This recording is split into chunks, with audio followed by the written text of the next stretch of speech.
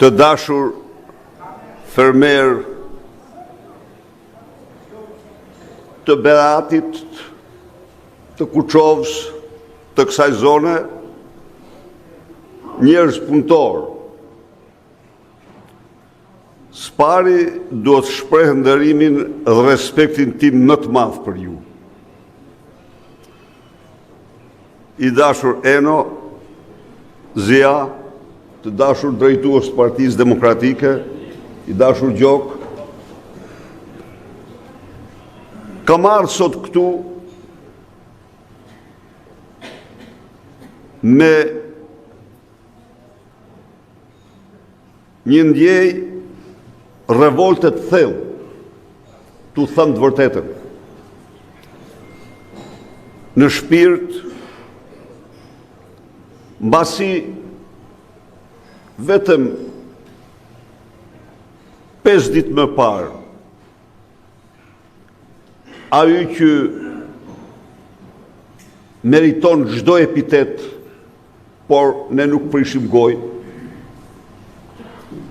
i thoshte në lushnjë fermerit se në Europë nuk subvencionohet me nafta. Ka ikur ajo. Në një kohë kur në mënyrë absolute nuk ka vend në Europë që nuk subvencionon naftën. E pasha aty ai fliste ati socialistit, sigur t'i fliste lobëve apo mushkave ti në stallë, dhe jo një qytetari, i cili nuk e di se po fermer mund t'ishte, dhe që jeton me djersën e tij, punon, zgjohet në 5 të mëngjesit dhe mbyll me hënë ditën e punës, dhe ky kryeministër shkon edhe mashtron në mënyrën më të paturpshme. Në Europë nuk ka më tani, nuk subvencionohet nafta. Në një kohë kur, edhe njërja u them, në Europë nuk ka asnjë vend që nuk subvencionon naftën fermerëve. Përsëri fliste, thash edhe një herë, unë shpreh pavarësisht se ai socialist dhe do t'ja, po shpreh nderim për të, sepse ai në fund i ngriti një problem në emër të gjithë fermerëve. Dhe thoshte, ja, ti thoshte, do të sjellësh atë faturën, thoshte, dhe të marrësh 10% për të treguar që është një pyk e vërtet, më falni për shprehjen. Ajo fatura e 10% ajo s'ka asnjë lidhje me naftën. Ajo ka lidhje me TVSH-n. Ajo janë gjë krejt tjetër. Janë të palidhura. Kurse ky thoshte tani për të marrë ti naftën, njëri thoshte që në Europë se kush. Pastaj thoshte se për të marrë atë, sillat faturën ti, e do marrësh 10%. Po pse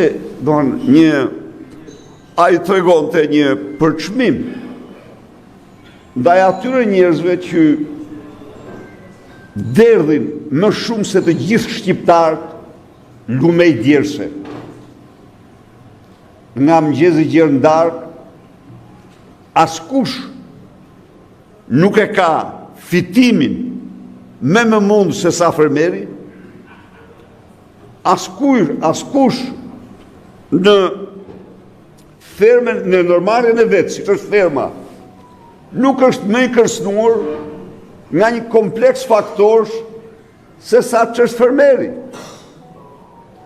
Dhe ky tani merr një vendim në një moment kur nafta ka kap atë çmim sa që punimi i tokës bëhet i palevërditshëm.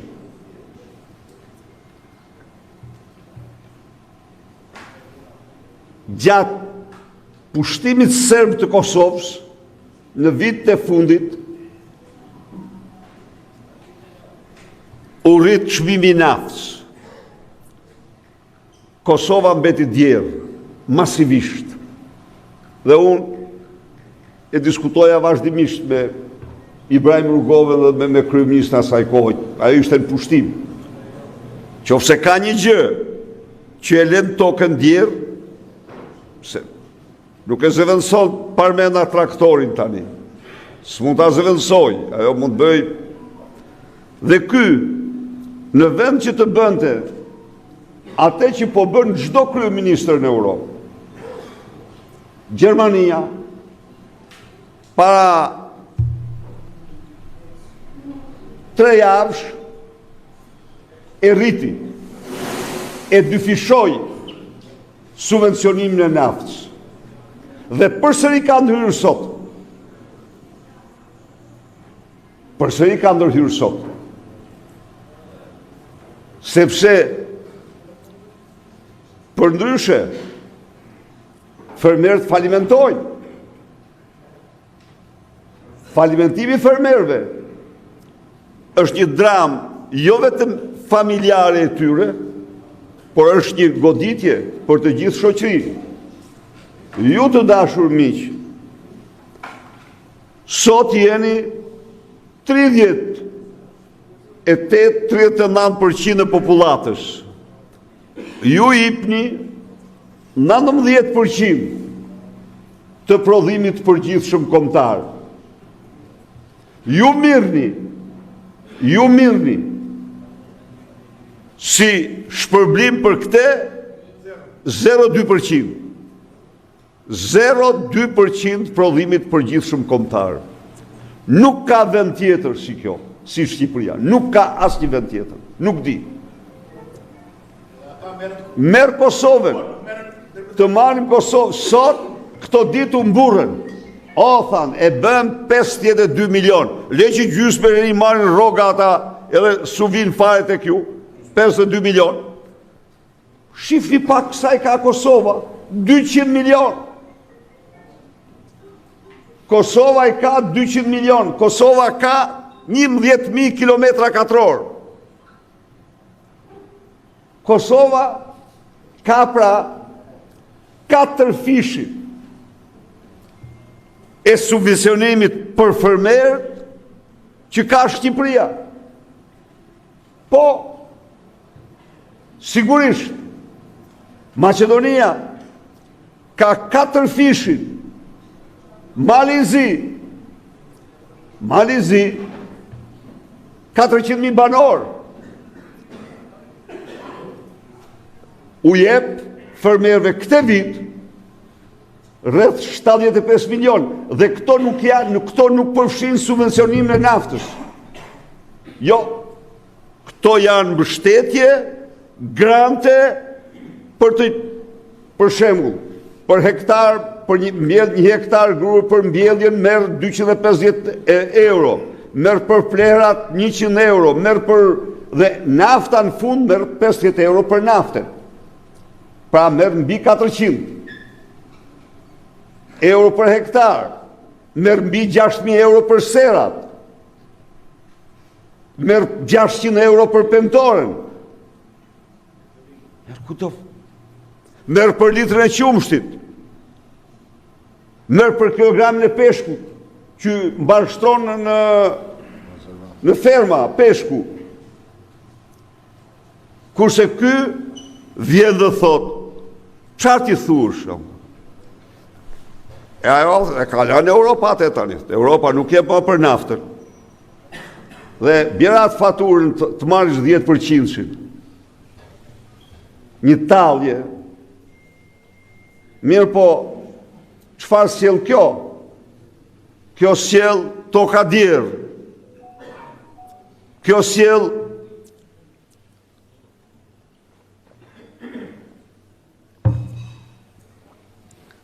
largim masiv nga Shqipëria. Kjo sjell importe. Shqiptarët ushqehen me zarzavatet që vinë nga fqinjët. Kjo sjell çmime stratosferike. 5.000 lek, 4.000 lek domate janë treg. 500 lek e marrin import. 10 fishe shesin këtu. Pra, jemi në kushtet kur kjo qeveri sillet si një pushtues i keq ndaj qytetarëve. Sillet ose aplikon, përdor politika të largimit të tyre të falimentimit të fermave të tyre, të largimit të tyre nga Shqipëria. Toka në Shqipëri është një pasuri jashtëzakonisht e çmuar. Është e cilësisë shumë të lartë. Është tokë me diell dhe ujë sa askund tjetër. Dhe ju jeni taft, nuk ka fermer ma taft se ju. Por të lënë në mëshirë, të lënë pa kur farë mbështetje, është qëndrim armiqësor ndaj jush. Është qëndrim as pushtuesi nuk do sillej dot ndryshe përveç se kështu. 52 milion ka caktuar gjithsej. Po sa janë 52 milion? Është 0,2% e asaj që jep prodhimi bujqësor. Përsëri bujqësia është sektori më punësues.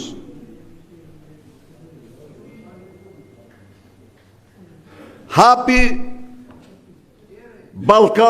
kufit në Ballkanin e hapur. Çfarë është Ballkani i hapur? Është mini Jugosllavia në rrafshin ekonomik, në të cilin sigurisht Serbia me prodhimet e saj dominon,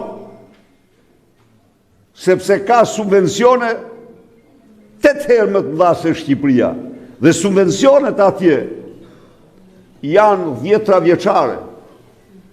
Kanë sistemet e vaditjes edhe sot në Kosovë, kanë sistemet e vaditjes në më modernet. Po, të ndërtuara përpara, ç'është e vërteta. Kanë organizimin e përpunimit e tjerë. Ndaj dhe taksa, asimetri e plot në TVSH-n, e cila u godet ju dhe mbështet importet.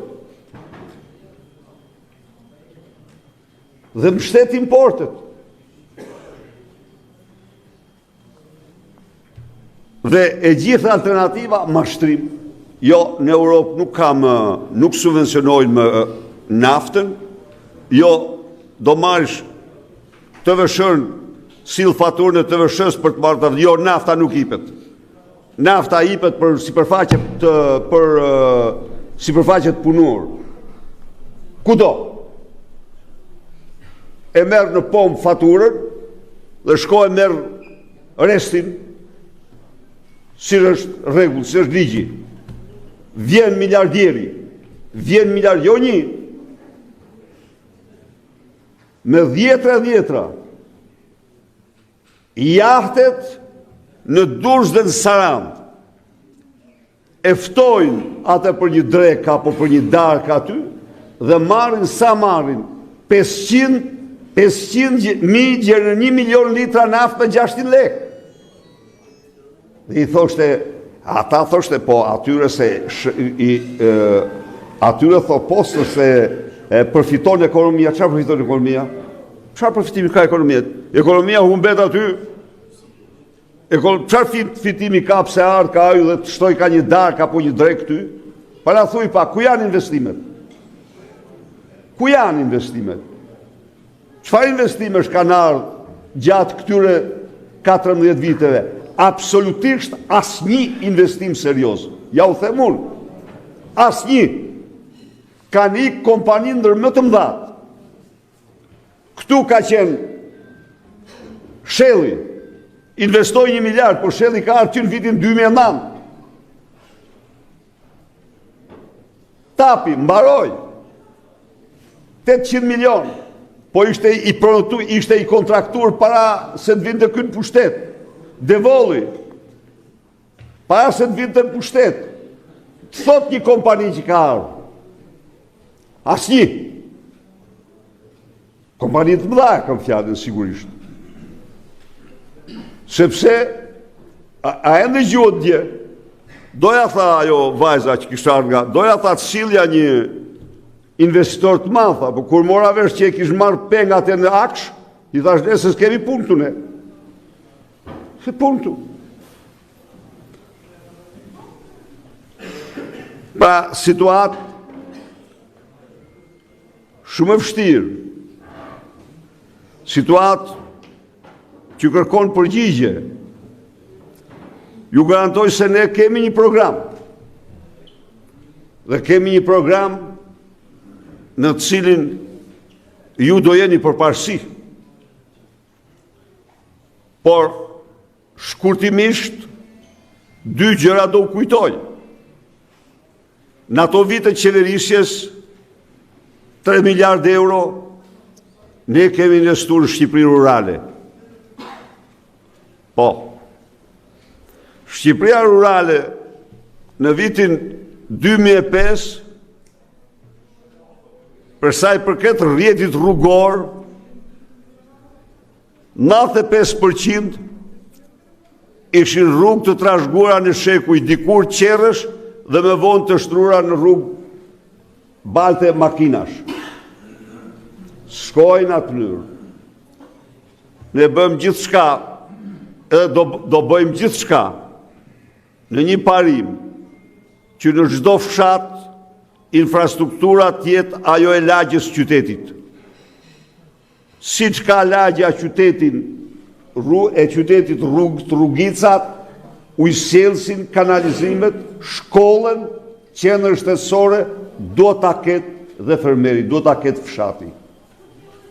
Dhe ne punuam shumë seriozisht, nuk e përfunduam dot projektin, po ai projekt është i domosdoshëm.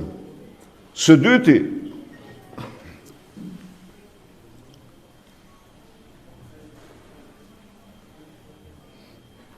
vlerësuam me të drejtë se potencialet jashtëzakonshme në Shqipëri janë ullit, arror, dhe ju i mbolt ata. Ne financuam, por në 2 drejtimet, Shqipëria sot është krejt tjetër. Të thot këtë 12 vite, çfarë solli në bujqësinë shqiptare? Tani si përmend më fare pemë, drut frutor. Jo, s'përmend ma. I lezoj me vëmendje, nuk ka ma asnjë citim për to ose interes për to. Po kur len 52 milion, bërë qesharaka, si mundet 52 milion? Unë jam këtu për të zotuar para jush dhe gjithë fermerëve shqiptarë se subvencionet të bujqësi do rriten me 5 herë që vitin e parë tonin. 5 herë. Pra nga 50 milion do shkoj në 250 milion. Po.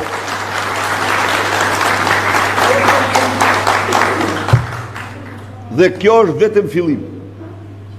Dhe kjo është e menjëhershme. Dhe kjo do t'jetë e menjëhershme. Dhe çfarë po bëjmë në me këte? Ne po kalojmë Kosovën me 50 milion. Dhe se arrova, t'u them, Kosova buxhetin e ka 4 miliard. Shqipëria buxhetin këtë vit e ka 8 miliard. Shqipëria u jep fermerëve 50 milion, Kosova u jep fermerëve 200 milion. Ja pra.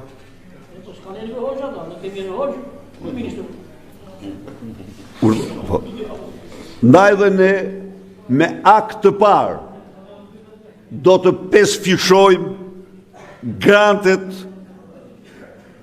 për fermerët. Dhe në mënyrë absolute, nafta, përveç se ne, se jemi këtu tek nafta, çfarë ka bërë ky? Ka vendosë taksen më të lartë në botë në litrin e naftës. Në qoftë se kërkoni në aplikacionet në internet, Shqipëria është vendi i parë ose vendi me rritjen me taksen më të lartë për litër nafte. Ne do të barazojmë ngarkesën fiskale mbi litrën e naftës me Kosovën dhe Maqedoninë. Çfarë ndodh sot, miqtë e mi? 300 milion euro. Shqiptarët e rretheve kufitare nga Shkodra gjerë në Gjirokastër i lanë në pompat e benzinës të vendeve fqi. Shkojnë mbushin serbatorët, në Maqedoni, në Kosovë, në Maltëzi. Dhe ja u levërdis me gjithë rrugën që bënaj nga Elbasani, shkon në Strug, mbush makinën dhe kthehet dhe i levërdis. Po sa është kjo? Kjo është 300 milion euro. 300 milion euro në vit. Nuk pyet. Po si mund të mash ti taksen më të lartë? E kishim 7 lek taksën e qarkullimit. 7 lek. E bëri 28 lek. Taksën e qarkullimit. E rriti 4 herë. Dhe me këte i vuri një gjobë jo vetëm atyre që kanë makina, jo atyre po sigurisht, po absolutisht të gjithë fermerëve, të gjithë shqiptarëve. Se nafta ndikon në çdo gjë. Ndaj dhe ne ju garantoj se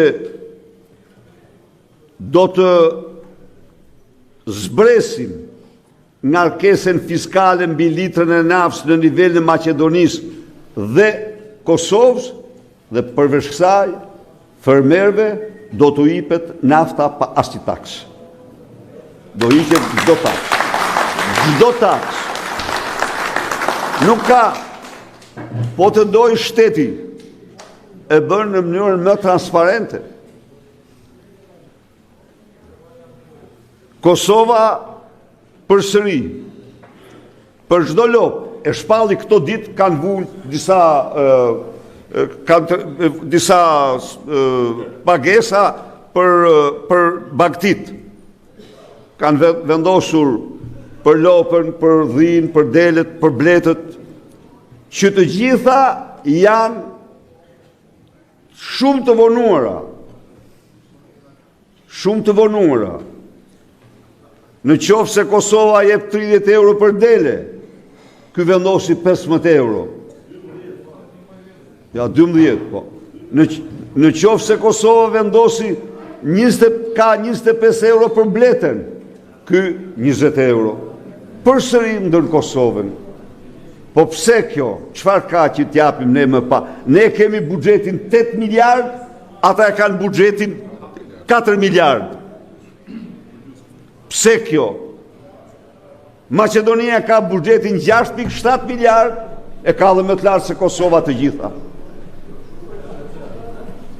Ndaj dhe ne u bëm tani, ishim në disa drejtim në krye për rrogat dhe pensionet, tani kemi zbritur në fund dhe detyrohem të zotohemi se do të arrijmë Kosovën dhe Maqedoninë.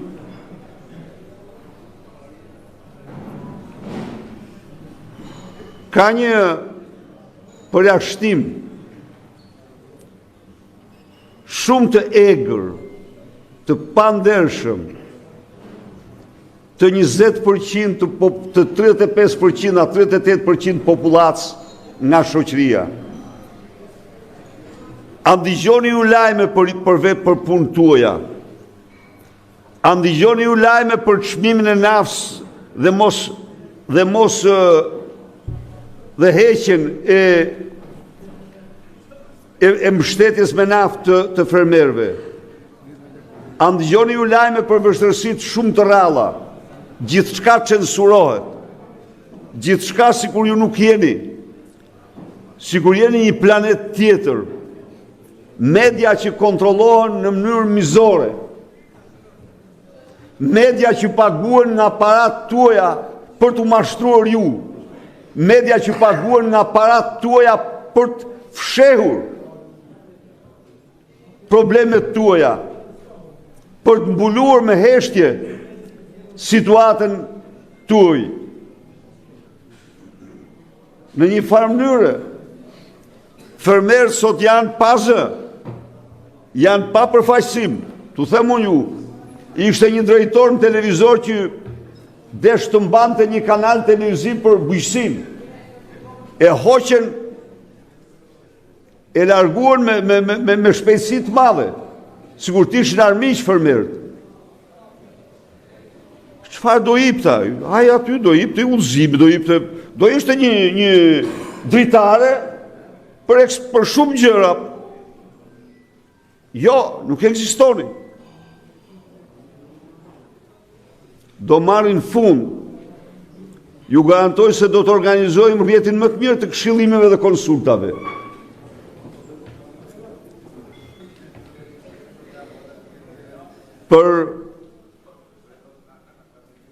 Për ju, për orientimin, si kundër, projekti Shqipërisë Rurale do vazhdoj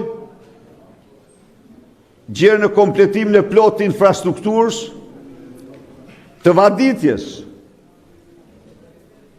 Shqipëria është vend plot ujë, po këtu as njerëzit, as arat nuk kanë ujë. Ju e pa që ndodhë në Vlorë. Vlora ditë tëra pa ujë, dhe ky u thoshte se tubi është i vitit 2009. Pas 17 vitesh. Fajnë e ka tubi i vitit 2009. Talej me ta. Pra, një përqendrim i madh do jetë investimet si në infrastrukturë lokale, por dhe në vaditje. Sistemi vaditjes në Shqipëri është sistemi prapambetur. Investimi në këtë sistem është jetik.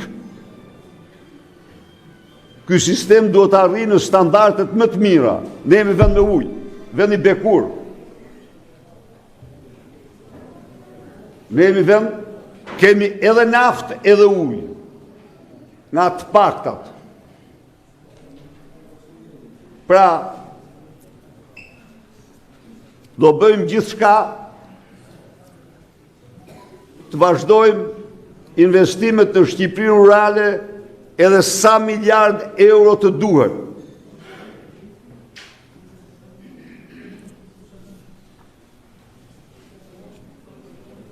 Sigurisht që përpunimi është dimension tjetër. Sistemi kreditimit. Qeveria do paguaj 80% të interesave për të gjithë fermerët e ri. Do ketë grante për fermat që do të çelin, që do të nisin. Qeveria do paguaj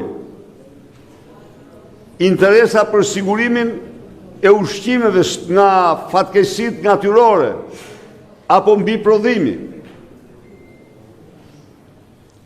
Bujqësia, blegtoria janë krejtësisht injoruara siç e shihni. por për ne janë dhe do jenë një përparësi. Mungesën e interesit total të kësaj qeverie për fermerët, propaganda mashtruese e shqiptarëve e mbyll se Partia Demokratike nuk ka alternativë. Sigurisht, mafia e censurës nuk don të ndëgjojë alternativën. Po alternativa jonë është absolutisht alternativa më e mirë që ka patur ndonjëherë Shqipëria.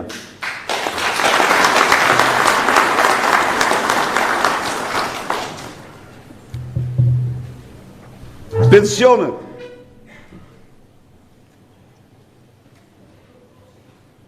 Një mashtrues i pa shpirt u thot se duke ditë që i ka lënë në situatë shumë të keqe, duke ditë që me pensionin shumica e pensionistëve nuk blejnë dot ilaçet e muajit. Shumica e tyre nuk mbyllin dot as për ushqime muaj. Ky tani rinë thot bonusi, do presin bonusin. Sa doli bonusi, miqtë mi? 8 euro doli bonusi.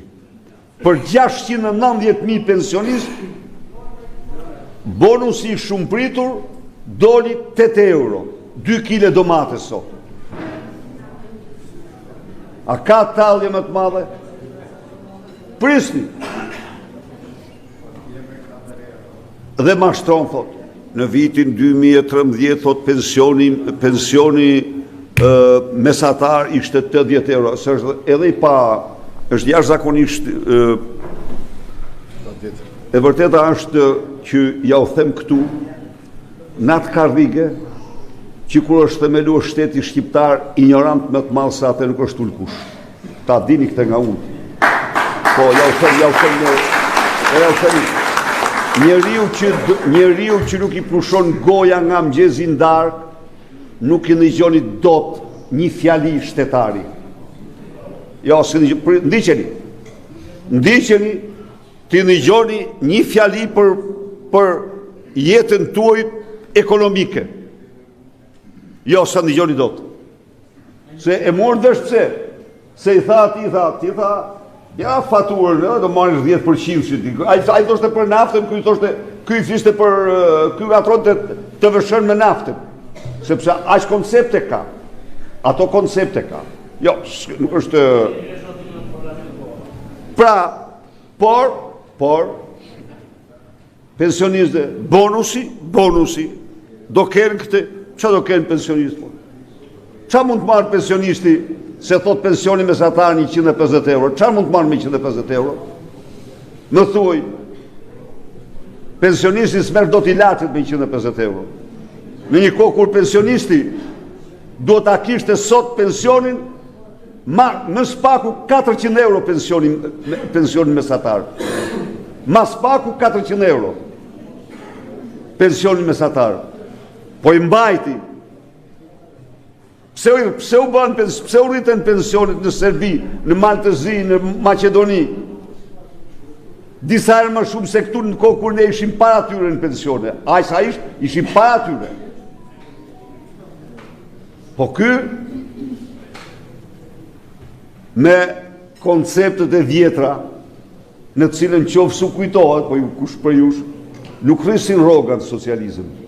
Rroga mbetej si hyje, ajo vazhdon të vite, nuk viste. Edhe ky mendoj se natyrën mund të ecë, po ky është treg. A e dini ju që sot, me 100 euro, ato që blenë ti me 100 euro, në vitin 2013 i blije me 50 euro. Apo sot, ato që blenë ti në Shqipëri, sot, në këtë ditë, ato që blenë sot në Shqipëri, me 134 euro, në Maqedoni e blenë me 100 euro. Pse? Pse ndodh kjo? Sepse çmimet në Shqipëri është vendi vetëm rajon që rritën shumë më tepër se rrogat. Pra, Maqedonia, Kosova, jo vetëm që kanë pensionin të themi 30%, 40% më të lartë, por po ta kthejmë me fuqinë blerëse të atij pensioni, del edhe një 40% tjera më i lartë. Po për këto, as nuk ekziston. Nuk do t'ja di fare se to janë. Ndaj dhe ne kemi përsaktuar, miqtë e mi, spari minimum jetik për çdo shqiptar 200 euro. Mbi këtë 200 euro do rritet pensioni minimal, do rritet pensioni mesatar, do rritet pensioni maksimal, gjersa të dalim në krye të vendeve të rajonit jo të Europës, të rajonit për pensione dhe për rroga.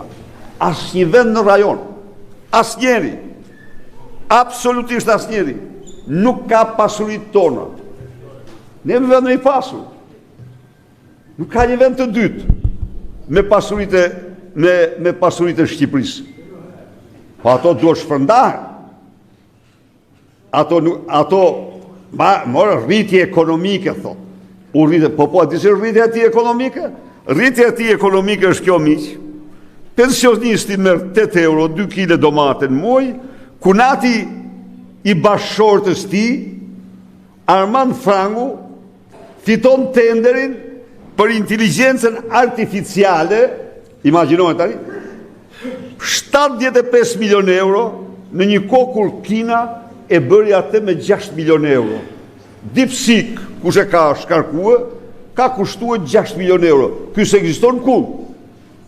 Aplikacioni i tij për jo, po 75 milion euro përfundon në xhep atij.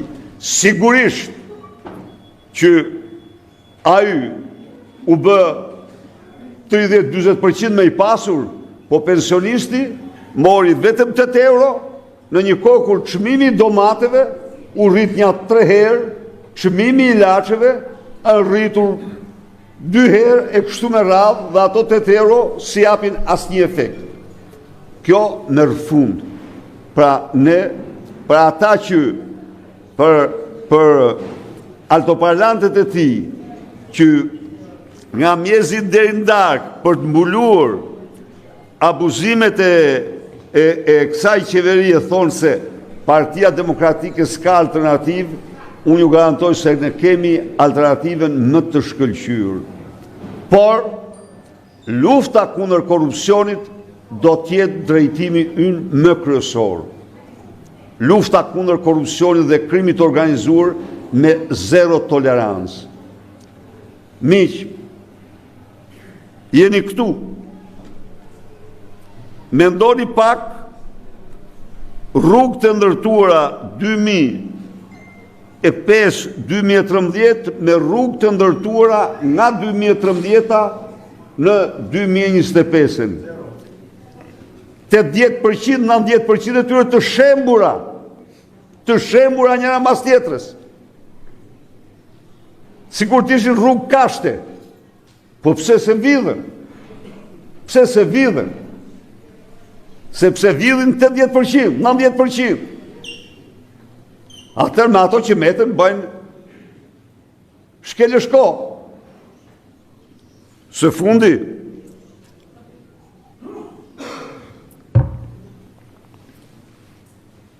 ka nërmarë një fushat në të cilën beson se sa më shumë gënjeshtra nxjerr, aq më i besuar bëhet. Në fakt, sa më shumë gënjeshtra nxjerr, aq më shumë diskreditohet.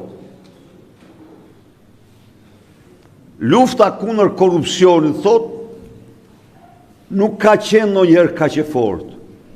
Në një kohë kur 3 muaj rresht, për herë të parë në historinë e këtij shteti, ai mbrojti afera korruptive që shkon në 1.2 miliard euro me rrugët dhe me tunelet e me të gjitha.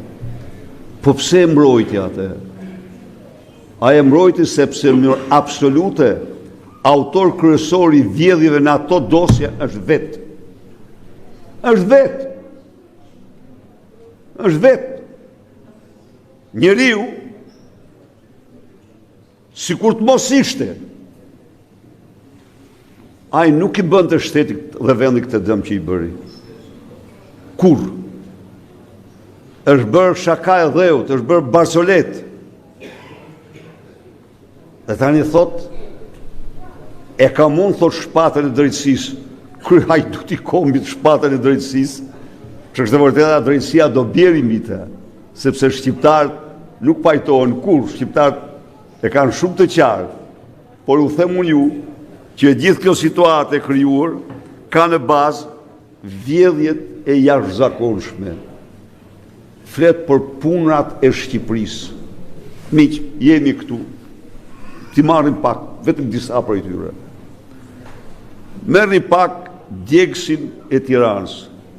130 milion euro, pra 2 herë e gjysmë sa merr bujqësia këtë vit, as një tull nuk është hedhur kund. Janë zhdukur. Është një tjetër aty afër, në krahun tjetër djegësit Tiranës, është impjanti për punimin të ujrave të zeza të qytetit Tiranës. Kam qenë në Japoni dhe qeveria japoneze na akordoi në një akt shumë miqësor një dhuratë $120 milion për ujrat e Tiranës, për përpunimin e ujrave të Tiranës, që të mos derdhen në det. Dhe ajo është zhdukur një lloj si djegësi i Tiranës. Djegësi i Elbasanit, shko shifni, punoi 3 muaj, s'ka punuar më, as një ditë. Djegësi i Firit, s'ka punuar as një minutë. Djegësat janë 400 milion. Pa punë të Shqipërisë, thot këtu. Punë të Shqipërisë janë hajnit e qeverisë këto, am të apjo. 130 milion euro merr Beketi, se janë mbylli me dhunë televizionin. Punë të Shqipërisë. Shifni aeroport e Vlorës. Shkoni çfarë zhvillohet atje. Jo, ndiqeni. Aeroporti i Vlorës është një afere të mërshme korruptive. E kam denoncuar që në atë kohë. Unë kam qenë dhe jam për një aeroport pa diskutim të ndërtuar, jo aty ku është absolutisht, por midis Vlorës dhe Firit. Pse midis Vlorës dhe Firit? Se midis Vlorës dhe Firit përfiton Berati, përfiton Gjirokastra, merr krejtësisht një territor tjetër. Tani ky, çfarë ka bërë? Jo, do ndërtojmë atje ka qenë aeroporti i vjetër. Mund të ketë qenë që në kohë të Italisë, ushtarak, po më para përdori nga Enver Hoxha për ata avionte e vetë, kur shkonte në Vlorë ndonjëherë. Po. Tani ky shkon atje, po aty ndërton aeroportin. Aeroporti 130 milion euro. Më i madhi në Ballkan, thot. Do të them atë që është 2 ministrat të tij nuk ja firmosen. Jo i tha. Nuk bëhet kështu. Ndërtohet një aeroport 30 milion, 20-30 milion, kur të vi kapaciteti, kur të ketë fluturime, bëjmë shtesën tjetër, si që është bërë Inasi. Bëjmë shtesën tjetër, bëjmë shtesën me radhë. Kjo do t'jetë me i madhi. Se do vjedhnin, çfarë është Pristi? Është shumë interesante. E marrin Pacollin, e ka shpjeguar në mënyrën më briljante. E marrin atë, e marrin dhe Turkun. E rastit që i duhej, dhe Pacollin e nxjerrin këtu mrapa, pazaret i bëjnë me Turkun. Po, në zyrë kjo, e njëjtë Lubia përsëri, e ka shpjeguar. Si përfundim, miqtë e mi, si përfundon që aeroporti do t'jetë ky që është 130 milion, por ju të dashur qytetarë shqiptar do paguajnë çdo vit këtij që do ta mbajë aeroportin për 35 vite do i paguajnë çdo vit për 13 vite nga 10 milion euro bileta të munguara. A ka krim më të shëmtuar? Shifin, ndiqeni se këtu bëhet beteja tani. Ndiqeni tani, këtu bëhet beteja. Pra, sigurisht që çfarë tjetë, fani, çfarë do tjetë ndër 600.000 pasagjerë në vit, do i paguaj arka e shtetit, bileta udhëtimi. Tani këtu është e gjithë puna.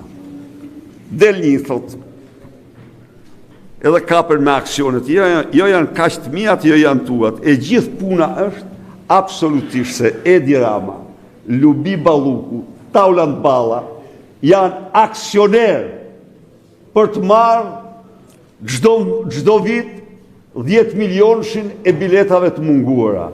Gjë e turpshme, gjë kriminale, gjë e pabesueshme. Po sa janë këto? Janë 130 milion. Tani e marrin pacollin, edhe ja mbyllin atje buxhetit, ja mbyllin hyrjen në aeroport dhe i thonë s'ke punë ti ma.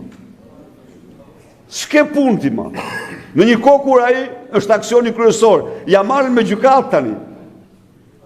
Ja marrin me gjykatë. Urdhë gjykate. Dhe ky do shkoj në arbitrazh dhe ne mund të gjobitemi, ja u them unë ju këtu, si rezultati këtij akti, Shqipëria mund të gjobitet edhe 300, edhe 400, edhe 500 milion euro pa asnjë lloj hezitimi nga arbitrazhi. Pra këta janë si përfundim një kohë shumë e vështirë. Një kohë shumë e vështirë, por një kohë që na thret të gjithëve. Një kohë që fton çdo fermer të ngrihemi për të larguar këtë qeveri. Ka vetëm një rrugë, largimi i saj në mënyrë për t'ia u rikthyer qytetarëve shqiptar, për t'ia u rikthyer Shqipërinë qytetarëve shqiptar, për t'u rikthyer shqiptarëve pasuritë e këtij vendi, fondet publike të ardhmen e tyre në këtë vend. Nuk ka vend më të bekuar se Shqipëria në pasuri natyrore. Absolutisht. Nuk ka njerëz më punëtor se ju. Nuk ka askush punë. Edhe që vjen kujton se u mashtron ai se në Europë thotë se kur slexoni ju am apo. Ndaj dhe ftoj ta vazhdojmë këtë betejë. Ta vazhdojmë këtë betejë gjerë në fitoren tonë. Ju siguroj se programi i paraqitur para jush do zbatohet pik për pik, si në interesin tuaj, ashtu dhe interesin e shoqërisë shqiptare dhe Shqipërisë. Faleminderit. Faleminderit doktor Berisha. Hapim tani diskutimet për gjithë fermerët që do marrin fjalën. Ju lutem trajtoni çështje që kanë lidhje me sektorin tuaj, hallet, shqetësimet. Komi i pari se ma ka kërkuar fjalën prekosh. Ai zotëria atje. Patjetër. Mirë, prit mirë, komi, lutem. Mbaj pak nëse. Kemi respekt për miqët, por jemi të zotë e shtëpisë, duhet të themi dy fjalë. Zoti Berisha, unë jam një fermer nga Bashkia Dimal. Një fermer nga Bashkia Dimal. Desha të janë nisë pak herët, ju i prekët gjitha nga pak, po gjë më kryesore është që në 2013 kilja i qumshit ka qenë 300 lekë, kilja i djathit ka qenë 3.000 lekë vjetra, kurse sot është 9.000 lekë deri 12.000 lekë të vjetra, që këtu fillon zanafilla e fermerit shqiptar dhe bliktorit shqiptar. Në 13 vite apo 12 vite që kanë këta në pushtet, nuk e subvencionuar fermeri edhe as blektori shqiptar. Dhe për këte ne kemi disa etapa që kemi krijuar me Eduard Sharkën, që është ftuar sot si për te asaja, është ftuar dhe nga ana jon personale, se jemi të parët që kemi formuar sindikatën e Myzeqes në qytetin e Lushjes dhe në të gjithë Myzeqen. Kemi kërkuar shumë gjëra. Në 2013, një buk tablie në dyqan ishte 700 lekë vjetra. Dhe 1 kg grur kushtonte 300 lekë vjetra. Kurse sot, një buk bën 1200 lekë dhe 1 kg grur 250 lekë të vjetra. Që do të thotë se ne kemi udhëhiqemi nga një shtet që është anti-shqiptar. Do të thoni ju pse? Do të thoni këta qytetarë këtu pse? Sepse ne na konkuron edhe fermerin, edhe blektorin na e konkuron Serbia, që vjen produktet që ande këtu. Përtesa edhe pa kontroll. Desha të dalë edhe tek nafta që thatë ju, një qytetar, një fermer shqiptar e merr naftën me 2000 lekë vjetra sot. Kur jaktret e luksos që vinë nga Evropa apo nga vendet e rajonit e marrin me 400 deri 600 lekë vjetra pa akcizë. Një fermer ka marrë 5 milion lekë vjetra të bëjë një ser për të ushqyer fëmijët e tij, edhe ja ka vënë energjinë elektrike 165 lekë të vjetra. Kur edhe naftën me 2000 lekë. Kjo është pabarazia që neve na konkuron tregu i rajonit, fermerin, edhe shumë të tjera. Unë desha t'ju them edhe këte. Sot vërtet bën një buk 1200 lekë vjetra, por nga 1 kilogram grur dalin 2 buk. 400 gram miell dhe 200 gram lagështia, vetë 600 gram 1200 lekë. Fermerit nuk i kthehet të vëshë as 20 lekë vjetra. Dhe për këte, jo se juve do në i hidhi këto halën e se jeni në opozit, por ta dëgjojnë dhe të gjithë fermerët e Shqipërisë. I subvencionimet që thonë këta, që kemi dhenë edhe do japim, po të shkoni zoti Sali Berisha në Ksamil në bashkinë e Xarës, andej, ku është prodhimi manderinës, as edhe një fermer nuk ka marrë një subvencionim për manderinët. Të shkoni të molla në Korçë, as edhe një fermer nuk ka marrë një subvencionim për mollët, apo për patatet, apo për qepët, që shikoni nga dita në ditë rënohen. Si edhe këtu. A dini ju, zoti Sali Berisha, që këtu një pjesë e fermerëve nuk kanë ardhur, që janë përmbytur sepse i rrin fshehur. Pse do të thoni ju rrin fshehur? Sepse i kërkon banka për kredit që kanë marrë, edhe nuk vinë këtu se i ka banka atyja. E kanë shitur serat e tyre, i mbollën nga 2 herë, u përmbytën sut dhe më shpërblyen. Ky është një hall i madh për gjithë fermerët. Të shkojmë te zoti Sali Berisha, unë jam një qytetar i këtij vendi këtu, që i shërbej një herë familjes time. 10 herë shoqërisë, 1000 herë vendit tim. Vendi tim i shërbej 1000 herë se unë jam eksportues, i vetmi eksportues në Shqipëri, në Ballkan, në Evropë dhe më gjerë, që është u burgosa pa të drejtë. Politikisht, unë jam Arbendyli, që më burgosën këta për çështjen e manderinës me pesticide. Kur realiteti, pesticidet, herbicidet, plerat, të gjitha që vinë në Shqipëri, vinë pa kontroll edhe vinë me koston më të lirë sepse heqin lëndën e parë. Edhe nga do t'i hedhë fermeri, tashia, me shumicë pesticide, ku bima ka një rregull, edhe po të talësh nga i rregulli, si punë njeriu 10 vjeç ai do marrësh këtë ilas, ju dini mirë, keni qenë mjek. Edhe janë gjithë fermerit, mediat, them publike këtu, një pjesë e madhe e media janë anti-shqiptar. Në kohën që me Demek doli në Kroaci mandarina me pesticide, më thanë, më njofton datën 1, edhe ati ishte bërë analiza në datën 2. Kur erdhi mandarina këtej, në asnjë vend në Shqipëri, në dogana, nuk ka analizë të bëj. Jo për produkte që vinë që andeja, se ato vinë me lobime të serbo-grekve për produkte shqiptare, që të rëzojnë tokë që mos mbjellë i fermeri, ta ekzekutojnë fermerin që këtej, ta të bojnë që këtej si që kanë të buar.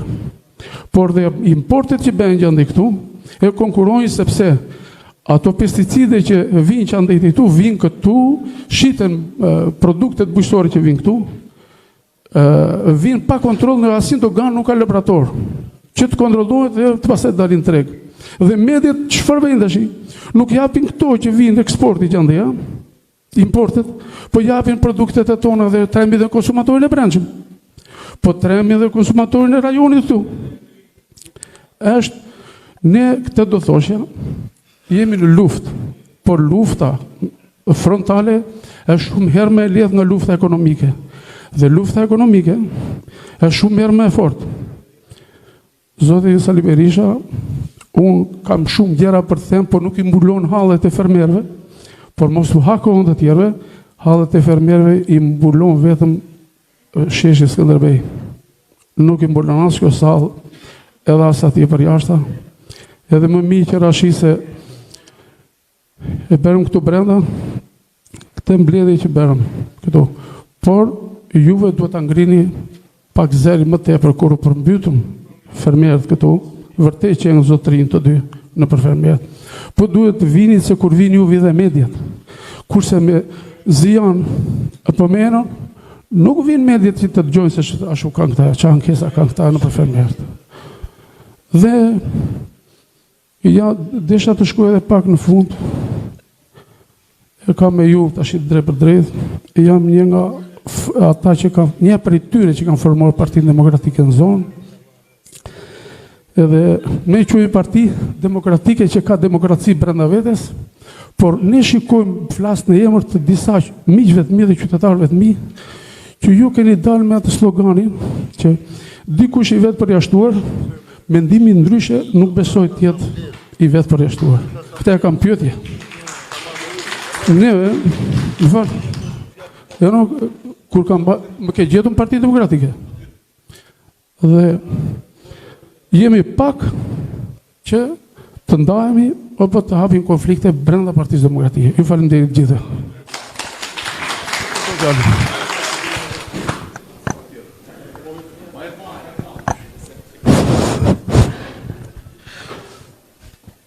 Mirëmbrëma të gjithë fermerëve të Qarku të Beratit. Mirëmbrëma doktor. Kam ditë që ma shmledhë një lemshim madh këtu në gjoksin tim, për arsye sepse fermerët e Lushnjës para një jave janë ofenduar. E them këtë, ajo fjalë e shkruar në atë tabelën atje fermerë është fjalë e bukur. Kurse Edi Rama u ka dhënë fermerëve një emër tjetër, Bujk Robër. Dhe këtë e ka bërë me të gjithë planin që po bën ai në drejtim të subvencionimeve, në drejtim të çmimeve dhe për politikat që ka bërë. Doktorë, nuk duhet zgjatem shumë, po 3 gjëra janë të detajuara. Çmimi i naftës, doktor, e ka çuar 18.000 lekë plugimin. E ka çuar 15.000 lekë frezën. Dhe e ka çuar koston për 1 hektar 2,5 milion lekë. Për një kulturë misri, apo gruri, apo diçka tjetër. Atëherë sa janë të ardhurat? Fermerët le të më dëgjojnë edhe gjithë Shqipërinë dhe të bëjnë llogarit. Çfarë po ndodh? Ku po na çon kjo lloj? Ka ndonjë diçka tjetër për mashtrimin e Edi Ramës që bëri midis atyre njerëzve që unë shumicën e tyre i njoh dhe i kam miq, janë edhe njerëz të ndershëm, po brenda kishte edhe patronazhista. Patronazhistat le të flasin tash mbas fjalës time çfarë të duan. Po një gjë është e vërtet. Sa rrugë ka bërë Edi Rama që neve fermerë të vemit e toka, se që në 2013 nuk e shtruar 1 metër rrugë, doktor, që kur keni ikur ju, 1 metër, le të dalin dhe këtë që po them unë këtu publikisht, le ta thot Edi Rama sa metër rrugë ka shtruar për të vajtur fermerit e toka. Fermeri nuk po shkon dot atje, po mashtrohet, doktor, me të gjitha gjërat. Folëm për naftën, doktor. Ju keni thënë shumë gjëra. Por do t'ishte e mira t'i thoni fermerit shqiptar që do t'a bëni naftën si e gjithë Evropa. Naftë bujësie, pa aksis, doktor. Kjo është gjaku që do t'i japësh gjithë fermerëve. Faleminderit gjithë dhe që më dëgjuat.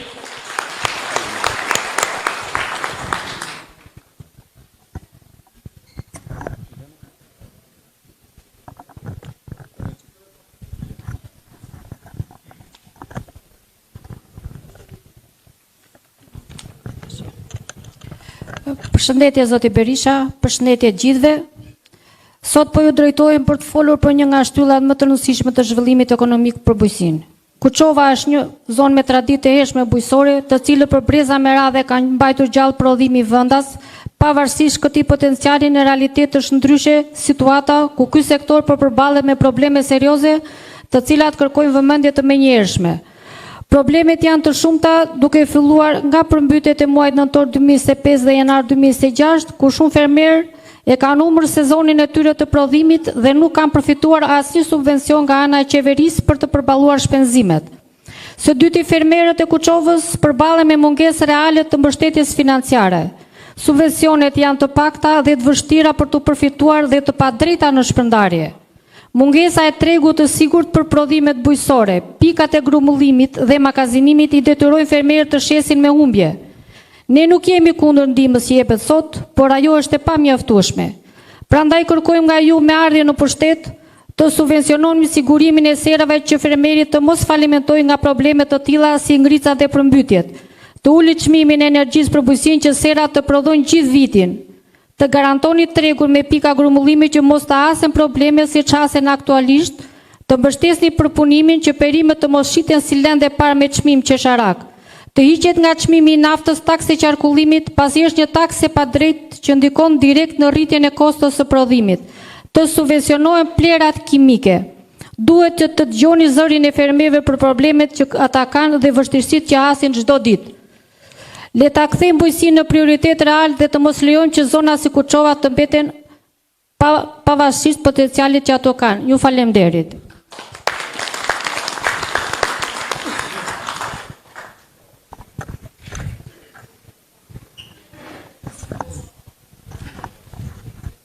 Përshëndetje, doktor Berisha. Motivohem nga ju për energjitë që keni dhe kam ardhur sot këtu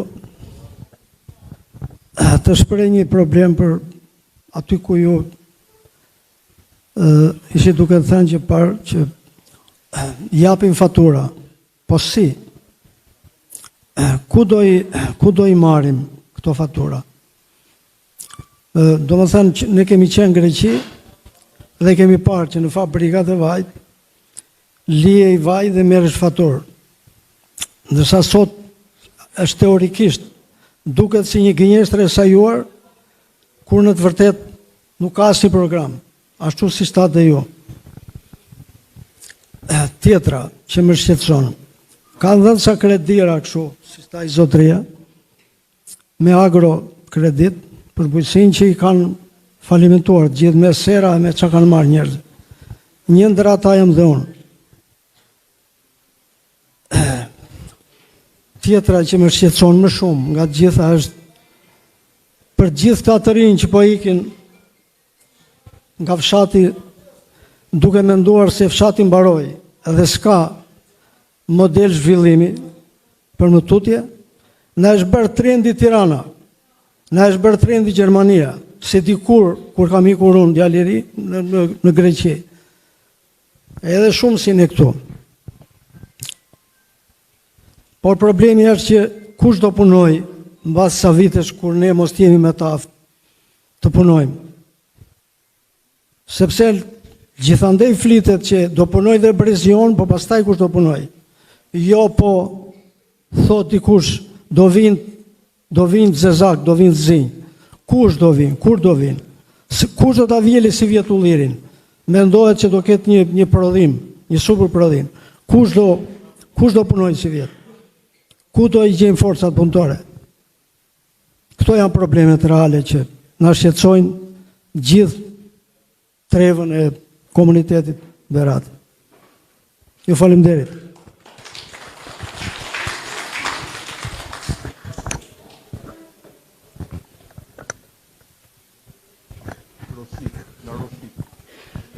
Përshëndetje doktor. Përshëndetje paneli, përshëndetje dhe gjithë pjesëmarrësit e këtij takimi. Banori i njësisë administrative Roshnik, Bashkia Berat. Mendoj që duke ngritur disa probleme, do të shpreh edhe mendimin e banorëve të asaj zone. Tre janë drejtimet kryesore të prodhimit në atë zonë. Është Ulliri, është Rushi, është edhe, do ta quajja endemike atë kulturën tjetër, është fiku i roshnikut. Për cilësinë e prodhimit edhe sasinë e prodhimit. Është një produkt që prodhohet vetëm në atë zonë, me atë cilësi që ka e tjera e tjera. Fermer të shkëlqyer, punëtor, dashamirës, mikpritës, të gjitha anët pozitive i kanë, por çalojnë disa gjëra. Çalojnë politikat agrare të qeverisë në lidhje me këtë çështje. Zero investime. Zero investime. Por rrugët e toka për vaditje e tjera. Cilësia e tokës e shkëlqyer për prodhime. Cilësia e vajit të Ullirit, cilësia e Rushit që prodhohet, cilësia e Rakis dhe e Verës, e pëlqyeshme dhe e kërkueshme, por e dyta, të them zero investime nuk e them dot. Por ato investime, më fali, subvencione. Por ato lek subvencione që kemi marrë, edhe nipit edhe mbesës t'ja japësh për ditëlindje, Ben Vakiqe do t'i refuzoj. Do i thot nuk i dua. 10.000 lek, 20.000 lek subvencione është, dhe japim fermerit 10.000 lek të vjetra, 20.000 lek të vjetra dhe thot të kam subvencionuar.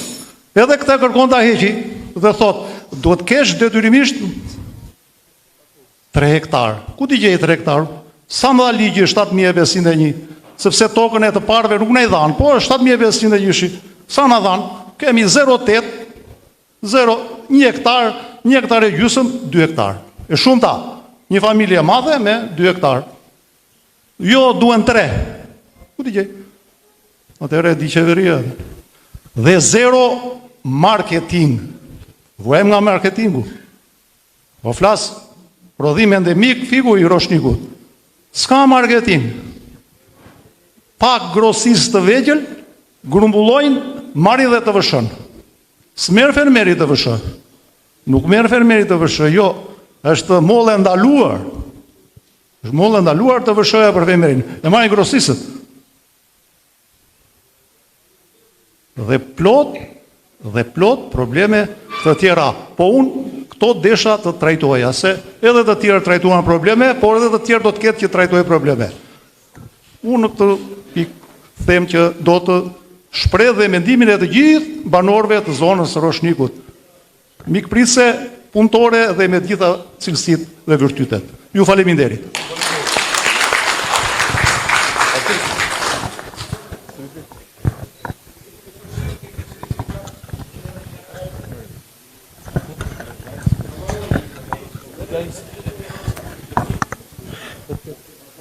Vazhdo atëherë.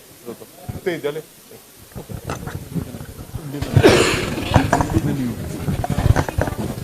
Nderuar zoti Berisha, mirë na erdhët. Kur të shikoj ti me këtë që ku je kryeministri sot, jo si kryetar opozite. Edhe të kam ndjekur nga 19 e deri më sot. Ku ke qenë, kam qenë mbrapa. Do të ndjek atë tani rrugën time të jetës time që kam gjatë gjithë këtyre viteve, ka punuar 20 vjet në Greqi bashkë me çunin. Të gjitha të ardhurët e mia i kam marrë këtu në Shqipëri, nuk i lash andej. Kam bërë 60 lym pjeshk. Kam marrë ashtë 2 traktora në ashtë, bërë gabim që i mora. Se më shumë pagova kredi, edhe me polis toqet se duhe naftë ata. Nuk kam marrë tërë ato agregat, 70 milion një traktor më vajti. Për që do? A i zotëria që është aty në kram më ka ndihmuar, më ka bërë një pusë, se s'ka ujë zonë e luma, si të jam në Lapardaja. Edhe e kam bërë gropër, vajti 50 milion, vajti atë e gjëberet ma shumë, nuk ma zunë, nuk zjeta, se ju në lera të, që tje ke bërë gropë, i vestim, e kam bërë të shumë. E të gjitha të toka të një kam bërë me zorra me ujë, me pikatore, po jam në ngritit e prodhimit, vjetë mora 6 kujtal. Pjeshk, i kam qënë në fabrikë në Lushe, jam me kontraktor me fabrika tu, të zdrava. Edhe dua që më vje keqja tje se kam bjellë caullin, janë toka buzalumi, ato janë për pjeshka. Pës nuk i shesin, unë i kam bjerë toka tëra, se unë të dilim mora në kooperativa. do themi tjetë gjë. Ajo rruga jo në ndej, juve keni bërë juve, Partia Demokratike nuk ka me ndorë njeri.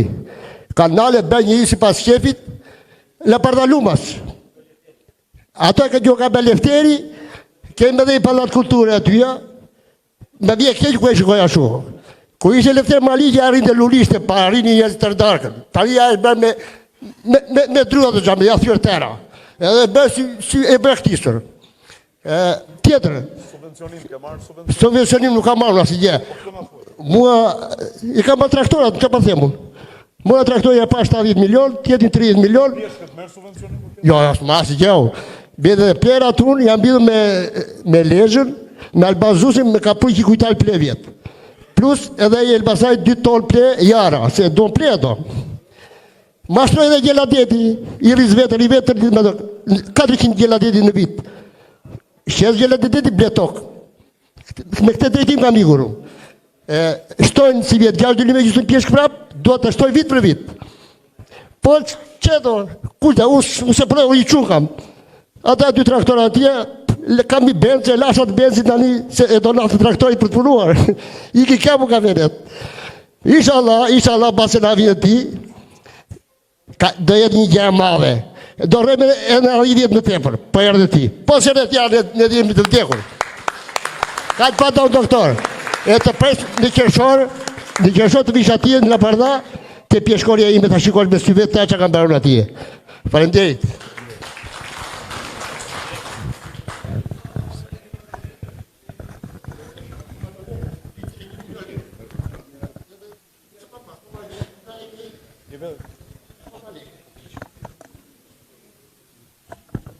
Përshëndetje, doktor.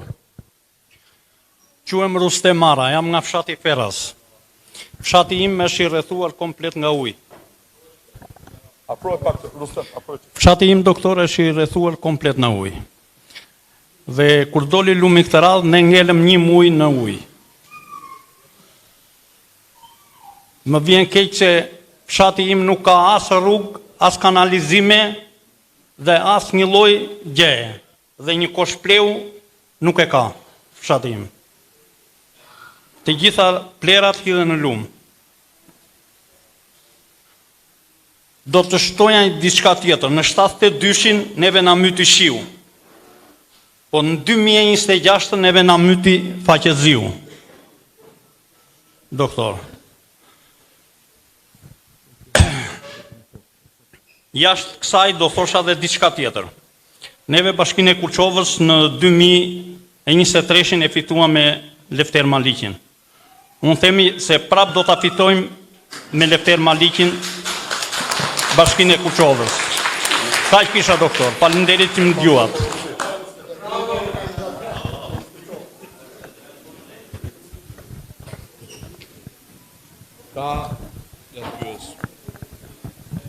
Ka dikush që do të shtoj diçka tjetër?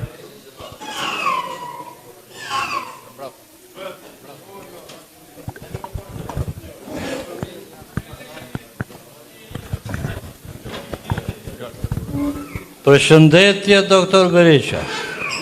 Përshëndetje të gjithëve juve këtu. Në radhë të parë ju falenderoj juve, doktor Berisha, për këtë ardhje këtu në zonën tonë. Unë jam në fshati Blashuk, Gjevat Shtëpenja. E kam njekur dhe unë Partinë Demokratike, po pak rëndësi ka kjo. Për fshatin Blashuk, qeveria sa e patët ju, zoti Berisha, ne jemi tërësisht të kënaqur. Sepse ato zona tona kaloja ne edhe bije në gurt. Tani fal investimeve që dhatë qeveria juve, bashkë me neve demokratët e ti, u gjelbërun të gjitha me ulli.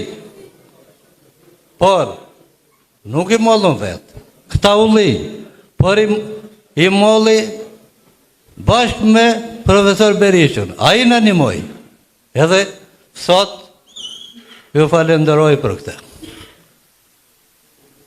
Kishim i karros në atë kohë pak rësi ka që me biroj, vejt mirim prodhimin, da mirim kasmën, më falni, bërej kasmën në atë kohë kur tha me të sheu kasmën felt, edhe une kasmën e bërë të Kovaqi 24 cm, ka gjë duhet, sepse ishte një rëkeja dhije dhe nuk kalojmë dotun, edhe me kasmët, vejmë të ara, po ishte dhe i arë dhe i qikë tjetër e majë më të bere qëtë në kra, falë investimeve që bët ju, sot neve, po,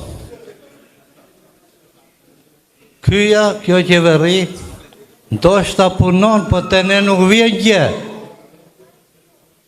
Pse nuk vjen? Se ne thomë që e kemi braktisë, ka braktisë fermeri. Kurse unë mendoj që më duke se ja hoqi e emrin fare fermerit. Më duke se nuk kërkon shtres të mesme, që të vargur. Shtres e hullë. Më duke se unë mendoj me time se kërkon që të ketë dy shtresa. Të mesmen edhe të lartmen. Sot në ngërimi për naftën, po nuk e shtur për profesor Berisha, unë nuk e di si janë këto gjerat. Ne rrethojme me naftë. Fabrike naftës që e dhije, se në ngëre qmimin e. Për i shosh po nuk e gjendë do të atë shosh të gjitha filtron të këtë naftë, edhe e mirim në lirë, po kërkohet sot, jo me huar buzi, jo blokoj tu, jo blokoj atje. Qa me blokone? Ja te kemi buzin tu në vete këtë. Hajde se nuk dim, kërë këthy demokracia, po nuk bëjnë këto fabrikat. I prishëm këto. Për naj, unë me kënajsi, falim nërit shumë që e kujtove të zonën tonë, dhe unë kam besim të kjuve, dhe të gjithë partia demokratike, por neve duhet forcojmë unitetin gjilart dhe poshtë. Ujti dali i kullur dhe rëkeja tjetë e pastërur. Jo ujti dali i kullur e nej, rëkeja e trazur këtej. Pra nej, unë jam skeptik. Edhe desha të themë tjetër, që të forcohet partia demokratike, mundësisht ato fraksionet mendimet t'i bashkojmë ato. Sepse këshu ishjo, njeri e bëndollin me dy shnete, tjetër së më kujton fare, a më drejtje e mori për mire bere t'i thëmë tërve. Falim njeri shumë, këto kishë mu.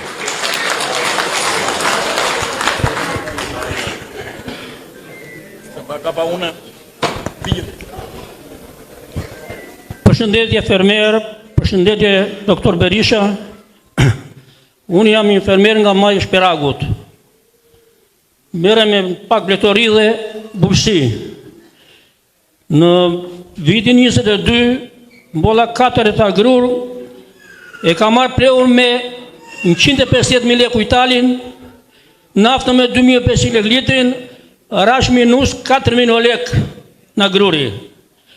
Sepse kën ishte njëshin, ky bastari, mori para në ata kompanite, bleu që a ishën e to, bleu votat edhe i pagova unë me gjithë këta fermerë. Kemi paguar patronazhistat e këtit. Jo me pa qëllime beri sungimin e komunave të bashkivet, qëllimisht që ta ketë në dorë gjithçka, bëjnë thirrje, të kemi ndërmend për reformën territoriale, mos të votohet bileta zgjeroj me, sepse ky është ka i t'i qojnë terën surel. Dhe për ne smetet asgjë. Të i themi të shqitera, thanë mjaftë të shokët, u thanë sigur në vetë tëra të rime një ditë e 2 ditë, tu nuk i marojnë në halët tona me këte. U bëjnë thirrje, mos të mbështetet asë njëherë, u bëjnë thirrje, kam një thirrje të veçantë këshu për ndjekësit e Lulzim Bashës. Sepse ata na dëmtojnë në këtë fazë jemi sot. largoj nga Partia Demokratike Lulzim Basha çka përsaktoi Rama.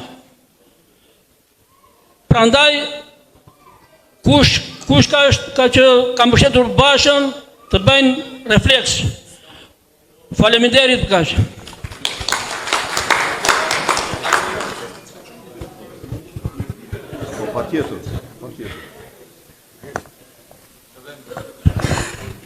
Mirëmbrëma të gjithë, mirëmbrëma fermerët e Kozares,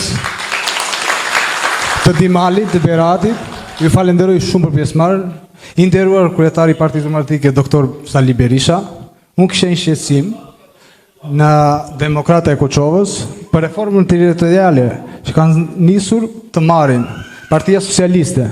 Thonë se do bashkojmë Bashkinë Dimal me Bashkinë Koçovë.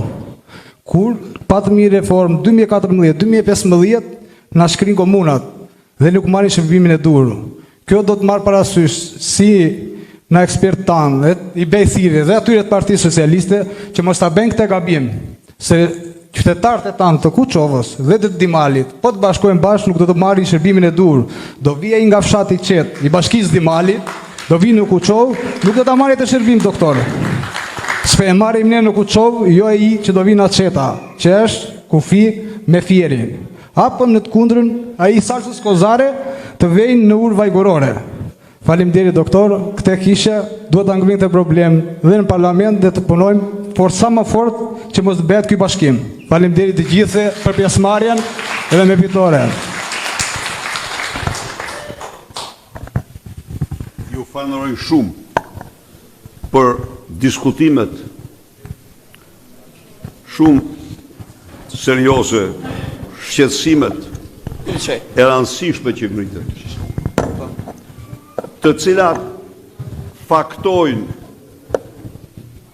në një mënyrë përjashtimin e Shqipërisë rurale nga agenda e kësaj qeverie për 13 vite me radhë. Ndërkohë, kur për të gjithë ata që e njohin Shqipërinë, Shqipëria rurale duhet të ishte në krye të agendës të asaj qeverie që don Shqipërinë vend i zhvilluar.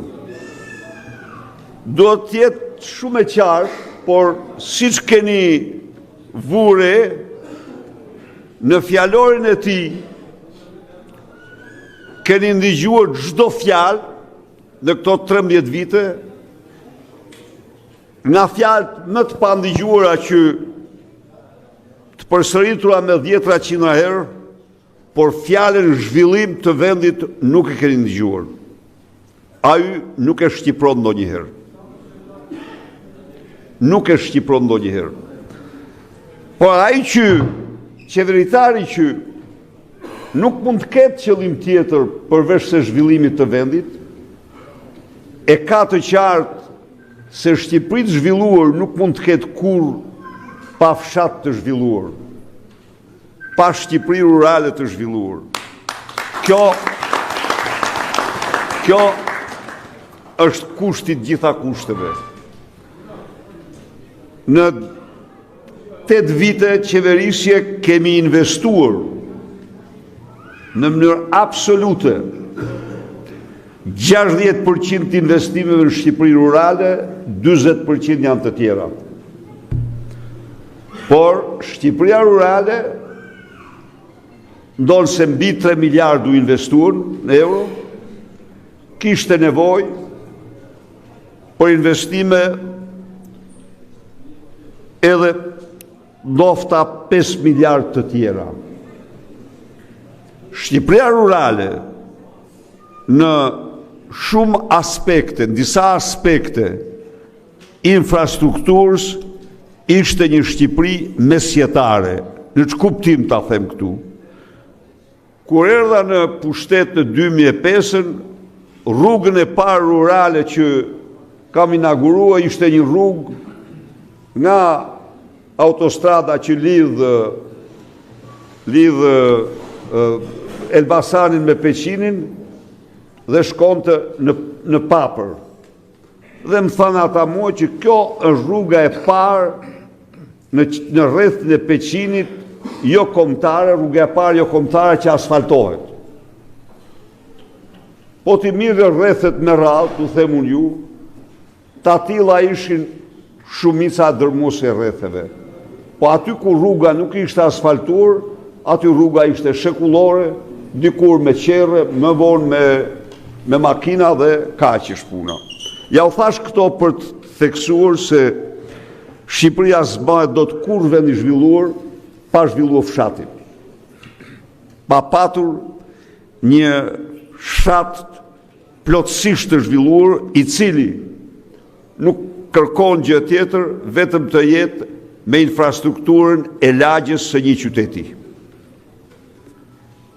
Kur ndërton infrastrukturën e lagjes së një qyteti, pastaj fshati tjera të punë i zgjidh vet, i bën vet, por ju garantoj se nesër në pushtet objektivi absolut i investimeve tona do t'jetë Shqipëria rurale. Prap, ne besojmë se ne duhet jemi një vend i zhvilluar, një vend shumë i zhvilluar, po për këtë ne nuk zbëhemi kur me një fshat të prapambetur. Ne mbetemi, forca e fshatit është e tillë, sa që qofse nuk e zhvillon të mban mbrapa. Nuk ka qenë vetëm injorim kjo periudhë për ju. Më falni, ishin komunat, ju ja e kemi parasysh. Në atë periudhë, absolutisht pa asnjë dallim, dhe në të ardhmen po t'jenë pa asnjë dallim përsëri. Ne vendosëm një parim, ju bëni projektet, qeveria t'i financojë. Dhe ky raport pati rezultate shumë të mëdha. Kishte komuna që asfaltuan 50 kilometra rrugë, që sot ai si ka asfaltuar në qarkun e Beratit në 12 vitet marrës bashku.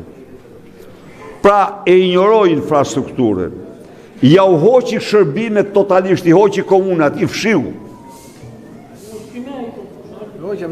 Hapi, firmosi Ballkanin e hapur. Ballkani i hapur është një akt armiqësor ndaj fermerëve shqiptar dhe që ta dini ju, Bashkimi Evropian i ndërhyri i tha, ajo tregti që ke përcaktuar ti me Vučićin, ajo duhet bëhet mbi bazën e kritereve tona. Cilat janë kriteret e tyre? Kriteret e tyre nuk janë që fermerët e një vendi të falimentojnë kurse fermerët e vendit tjetër të prosperojnë. Jo. Janë histori suksesi për të gjithë ata që antarësohen. Nuk është histori suksesi për Shumadin dhe histori falimentime është në Berat.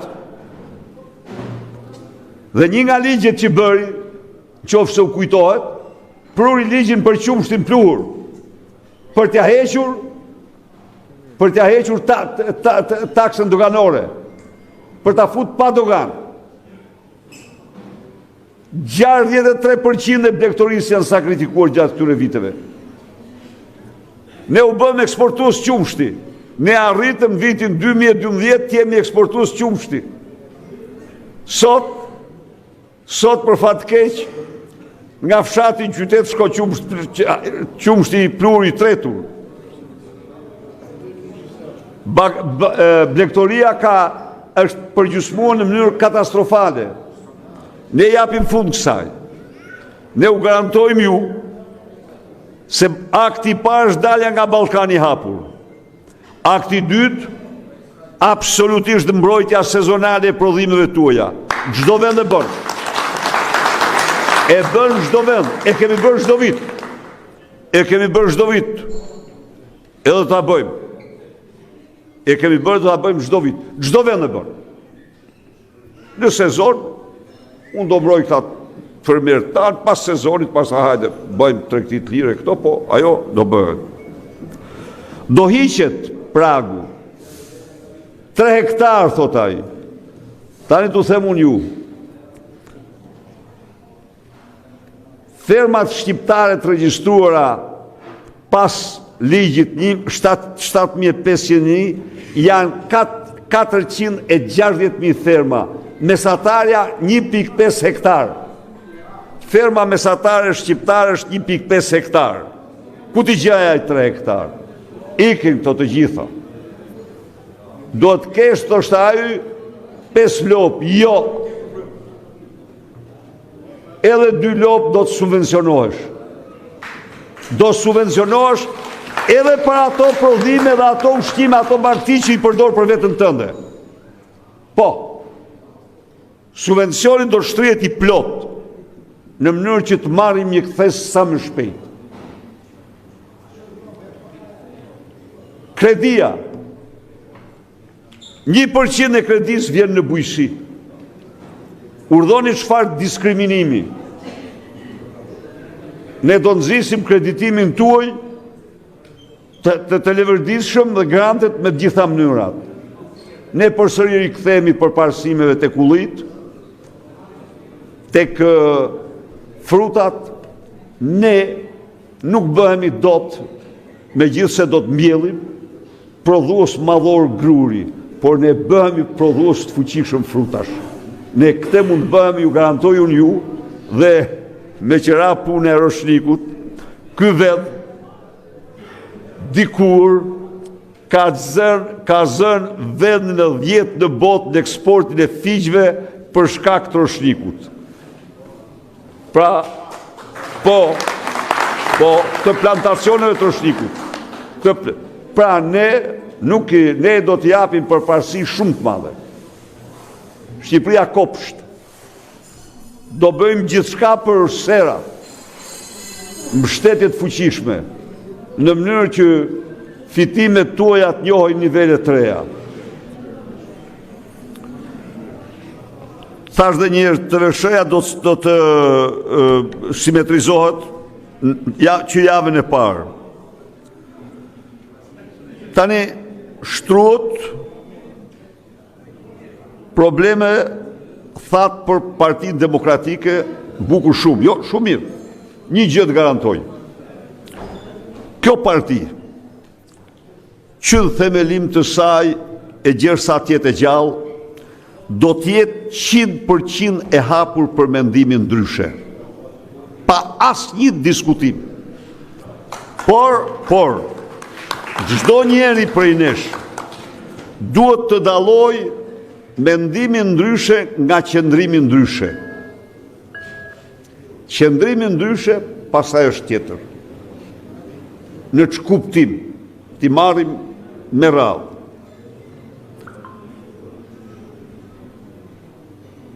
Në qoftë se ti në forumet e kësaj partie shton çdo lloj mendimi, absolutisht kurrë nuk do mund të ketë njeri pasojë më të vogël. Por në qoftë se bashkëpunon me kundërshtarin, në mënyrë absolute, nuk do jesh më kurrë pjesë e kësaj partie. Pse? Themi ti.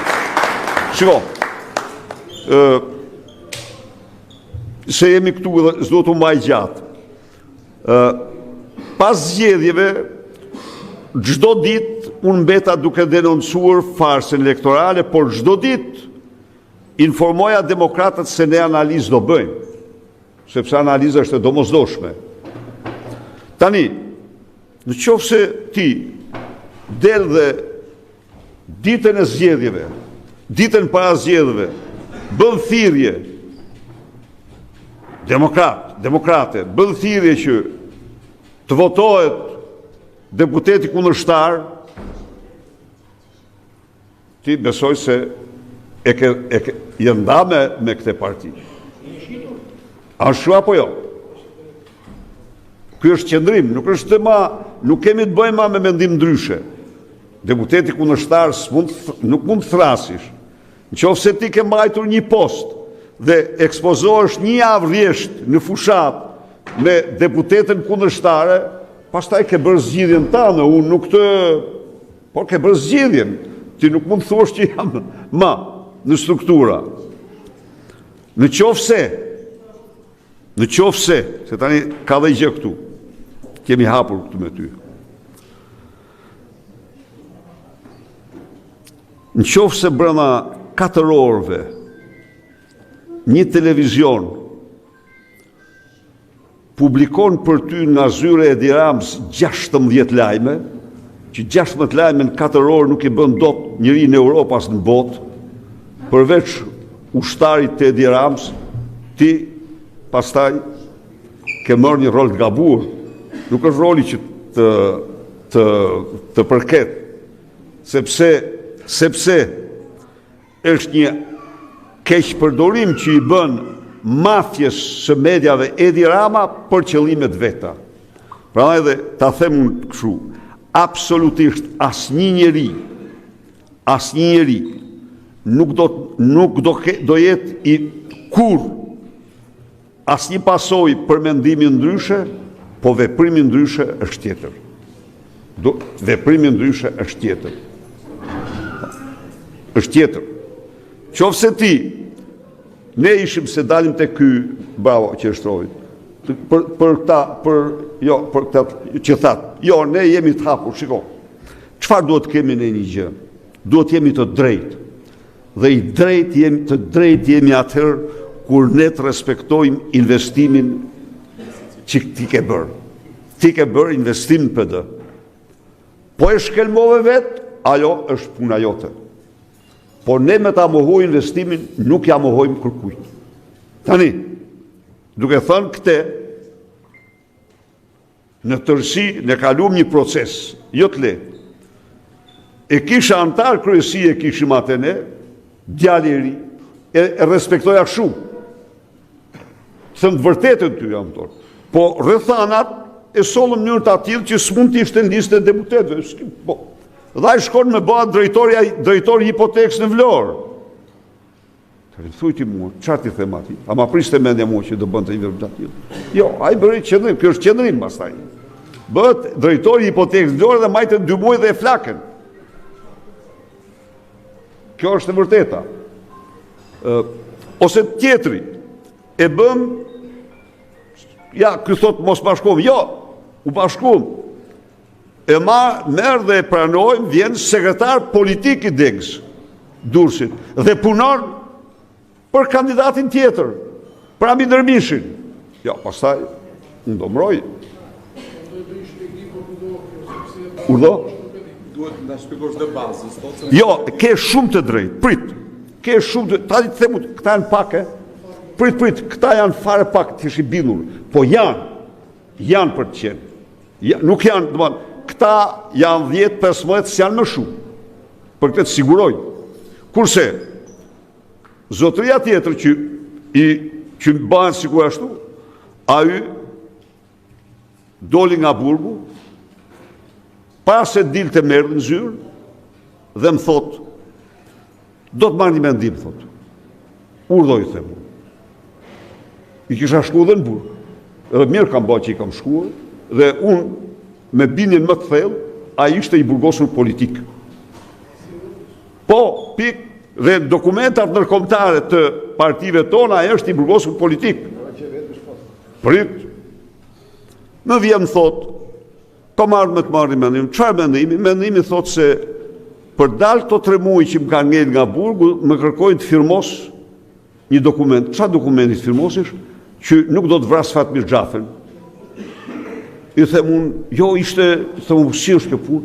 Thotë po gjykatësi thotë që jo ti duhet t'japish këtë garanci. Jo, i them unë, them mos e firmos ti atë, sepse me këtë ti pranon fajsin, ti si e s'ke punë, nuk ke pas asnjë shërb personal. Ti ke denoncuar kunatin e ti për trafikant dhe ka. Megjithatë tash ti vendose vetë, por me që më pyete, këshilla ime është, jo. Ky pas një javë erdhi. U lirua, u gëzova, mirë. A e firmose, jo thas firmosa, shumë mirë. Pastaj, një minutë, Ergy Sagasin, Unë sulmoja Ergys Agasin çdo ditë, si nga figurat me zeza, hajde drekonte me te. Nuk ka rëndësi, prit prap. Nuk ka rëndësi. Drekimi nuk është mirë s'është, po me katë nuk është, themi atë që është, nuk e, po. Dhe, momentin që ne doli raport nërkombëtar, tani bëjmë edhe në kryesis, atë e kooptuam në kryesi, për ta nderuar, për ta, po. Më lidhet kryesia, i them kryesi se tani ne duhet në aksion, duhet hidhim në aksion, gjerë tani ne e mbyllëm këtë kapitullin e demaskimit të zgjedhjeve, tani duhet hidhim në aksion. Kjo është, edhe jemi vonë, bides, por na vonoj kjo punë. Edhe ai dakord, edhe foli, po, e thirrat e pas nesmën, po tha, shumë drejta, edhe këto, rregull. Në këtë kohë, ai del vesh as thot, duhet hidhet në aksion PD-ja, mirë, dakord. Pastaj, në Elbasan, demokratët, mesazhe mua, i kërcënonte Suel Çela. Jo, pastaj këtu. Hiqe, kjo s'mund të kur. Qofse nuk kam kur dëshirë të përmend asnjë emër kriminali, por nuk pajtohem kur me asnjë akt të tyre, për jo vetëm as ordiner, as politik. Demokratët s'mund të përdorin shti Suel Çelën për t'i rrjeshtuar pas vetes. Kështu që në atë moment i kam thënë, tani e ke përjashtuar veten nga partia. Kjo është e vërteta. Për secilin, këta janë gjithsej 10-15. Ai tjetri, ta them unë ty, ai vinte në kryetari Durrësit, mik e kisha unë atë. E kisha mikun atë. Të më haptas. Gjithë fushatën, ai nuk punoj një ditë, përkundrazi. Punoj për tjetër, se u inatos se nuk u fut në listë. Po tani ti mor zotri ishe kryetari, ti vërtet su fute për deputet, ama të kishim kryetarët këshilltarëve tanë bashkinë e Durrësit. Pra, nuk është se ty nuk u përfille. Dhe tani, dhe gjatë fushatës, përkundrazi, u telefononte tjerëve që mos punoni. Këto janë qëndrime, nuk janë mendime. Dhe janë pra, ata që punuan dhe ata që punojnë, ata nuk i kanë borxh këtyre. Dhe ju siguroj që ne do bashkohemi dhe më shumë, dhe ne do hapemi, dhe jemi të hapur e do hapemi, por me njerëz të shkelur, si që thot populli, e ka populli një fjalë shumë të mirë, është i shkelur, thot, me të shkelur të shkojnë me ata që i kanë shkelur.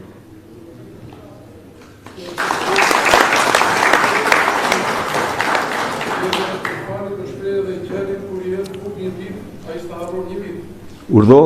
Edhe qerit kur i jep bukën ditë nuk të harron një vit. Jo, s'ka. Tani, se po të them ty unë, gjithë Shqipëria ishte e përqendruar tek Belinda Balluku, ai shkonte studio, dilte, po çfarë doja ti të bëja, sepse ja çonte lajmet e Edi Rama. Mirë, po aty ka gazetarë të ndershëm. Gazetarë shumë të ndershëm, të cilët e shifin që këto ishin akte të turpshme që bëheshin, apo thonë jo. Dhe ai mendonte se nuk merri vesh. Ka gjithë puna. Kështu që ne absolutisht kur për mendim ndryshe nuk do të hapsoj njërin këtë parti të paktën sa t'jam dhe unë antar i saj, për qëndrime po. Qëndrimet besoj se ajo pastaj secili merr qëndrimin e tij, merr vendimin e tij.